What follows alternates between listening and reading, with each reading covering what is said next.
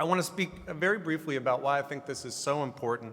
And as I was reflecting on what to say, I thought about the only thing I remember from my college anthropology class. They asked Margaret Mead, when you're looking at an ancient civilization, how do you know you've come across a civilization? How do you know you've come across a civilized society rather than just random wanderers?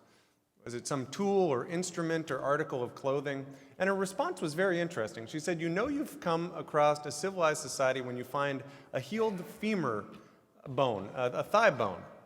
And as she explained it, in ancient times, if you broke your femur, you were pretty well cooked. You couldn't hunt or gather or fish or flee from danger, but most importantly, you couldn't fix it on your own.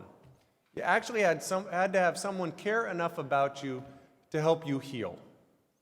And my friends, it strikes me that we have a heck of a lot of broken femurs in our country right now.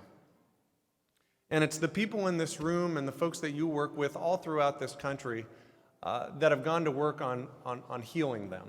And I want to thank you for that. And in my brief tenure, I've been able to see it up close and personally. I've visited folks who are mentoring children in our schools and got to see folks who were building homes for the homeless and piloting new renewable energy, clean energy projects, met with groups that are providing critical disaster relief, met with folks who are working to strengthen our environment and serve food for the homeless and others. And I want you to know I have their back, and I'm very grateful that you have their back.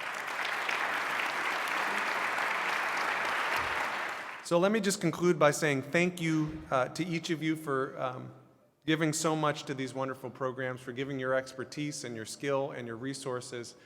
I hope you consider me a partner to tackle some of these very challenging national challenges and to go out and heal some femurs.